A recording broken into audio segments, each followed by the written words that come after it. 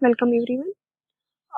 Today is our third class of the foundations of education, and in the previous class we were discussing about the aims of education, and we have discussed that there are two types of aims of education. One is the individual aim of education, and second is the social aims of education. And in previous lecture we have discussed about the individual aims of education. Now in this lecture we will discuss about the social aims of education.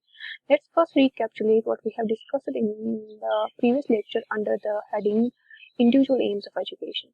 We have discussed that there occurs the physical development, intellectual development, emotional and moral, as well as spiritual development of an individual, and also the education should help for the vocation that we also called as the bread butter aim of the education.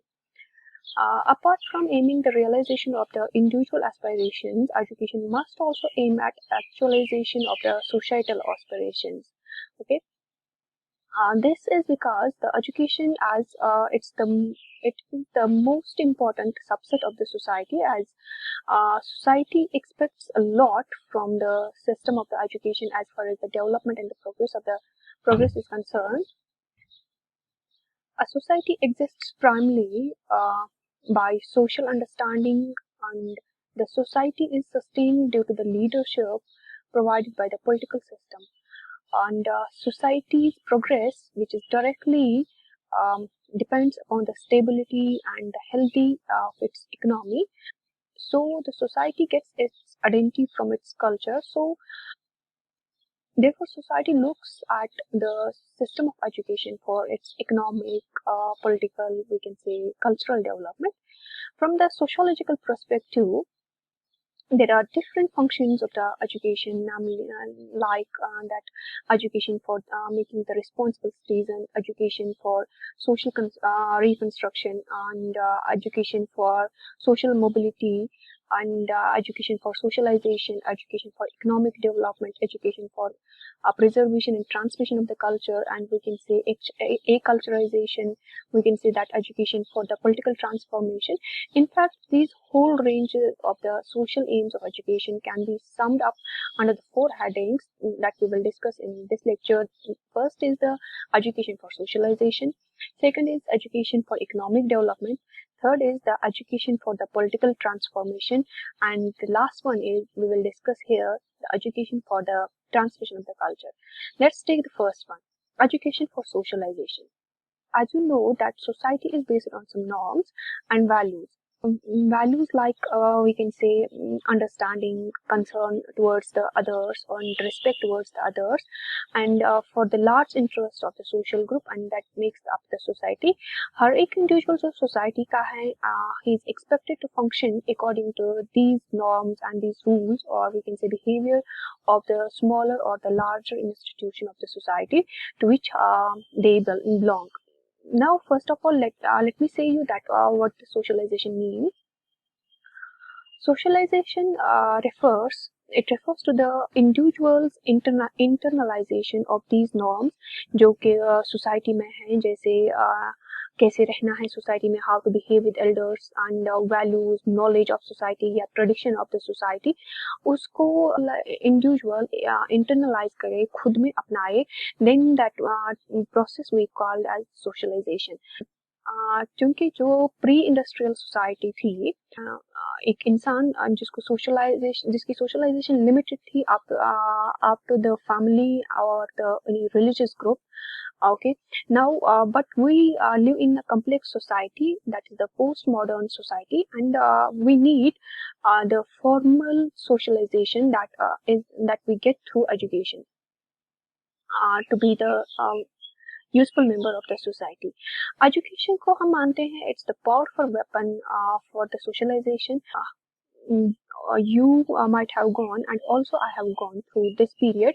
हम ज़्यादा से ज़्यादा वक्त कहाँ गुजारते हैं? Formative system of schooling, formative system of higher education में, higher educational institutions में, जैसे कि 10 से 12 से 13 साल हम स्कूलिंग में गुजारते हैं. उसके बाद हायर एजुकेशन में भी 2-3 साल गुजारते हैं. जो कि ये पीरियड होता है हमारा बच्चों का या यंगस्टर्स का, हम अप्रोक्सीमेटली ये वो पीरियड होता है जब हम इसको मोल्ड करते हैं to become the productive member of the society. So जो मॉडर्न सोसाइटी हमें डिमांड करती है वो हमें डिमांड करती है, हमें मतलब स्किल्ड रेंज पीपल बनाने हैं, हमें इंडस्ट्रियस पीपल बनाने हैं। सो जब मॉडर्न सोसाइटी हमें ये डिमांड करती है, देन हमें क्लियर करना है बच्चे को that what are his her duties, what are his her rights towards the society. So education जो है ये हमें ऐसे प्रॉपरली प्लान करना है एजुकेशन को, ताकि हम सच में इंडस्ट्रीज लोग बना सके। बिसाइड्स कि एजुकेशन हमें प्रोवाइड करनी है एक अप्रोप्रिएट प्लेटफॉर्म और direction towards the critical outlook and reflective thinking, जो कि एक वाइटल एरिया है सोशल डेवलपमेंट का। सेकंड जो हमें है यहाँ पे वो है education for the economic development. Development एक सोसाइटी, जो सोसाइटी की डेवलपमेंट वो लार्जली किससे डिटरमाइन होती है, how is the status, what's the status of its economy. So the economy जो है वो भी एक सब सिस्टम है सोसाइटी का। इकोनॉमी जो सब सिस्टम है उसमें क्या क्या आता है, दैट उसमें आता है organisation, industries, rules and regulations या पीपल वो जो एंगेज होते हैं for production, we can say distribution और marketing of the goods and services. जो कि इकोनॉमी है ये प्रोवाइड करते हैं हमें रिसोर्सेज, ताकि हम फुलफिल कर सके एजुकेशनल एस्पिरेशंस अपने सोसाइटी के मेंबर्स की। हम एम्फेसाइज करते हैं जो रोल ऑफ एजुकेशन क्या है इकोनॉमिक डेवलपमेंट में। मैं यहाँ पे लूंगी एल्फ्रेड मार्शल ने बोला है कि जो एजुकेशन है, उसने बोला है इट्स द नेशनल इन्वेस्टमेंट। ठीक है, नेशनल पॉलिसी ऑफ एजुकेशन 1986 में भी बोला गया है कि ये जो एजुकेशन है it influences the economic development in two ways. एक तो ये हमें क्या बोलता है कि हमें एडुकेट इक्विपमेंट्स होने चाहिए फॉर द ह्यूमन रिसोर्स जिसको हम कहते हैं, जिनको नॉलेज हो, जिनको स्किल्स हो, जिनको एटीट्यूड हो या जिनको वैल्यूज हो जो हमारी इकोनॉमी डिमांड करती है। सेकंड जो है कैसे इन्फ्लुएंस कर रहा है वो है एनहांसिंग द प्रोडक्टिविटी। हम एनहांस कैसे कर सकते हैं productivity, by generating the knowledge, theories, technologies and जिससे हम एनहांस कर सकते हैं प्रोडक्टिविटी और management in all the sectors of the economy.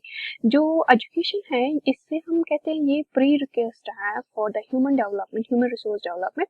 जो मॉडर्न सोसाइटी है जिसमें हमें सेकुलर और वर्क ये स्किल्ड मैन पावर चाहिए, नॉलेजेबल मैन पावर चाहिए। इवन दो जो हमारा ट्रेडिशनल सेक्टर, प्रोडक्टिव सेक्टर है जिसे हम एग्रीकल्चर बोलते हैं, उसमें भी हमें ऐसे लोग चाहिए जो कि जिनके पास इंफॉर्मेशन हो, लेटेस्ट नॉलेज हो, how to sow the seeds, कौन से नए नए बीज आए हैं, कौन सा नया नया फर्टिलाइजर आया है या कौन सा पेस्टिसाइड कब यूज करना है and how to conserve the crops.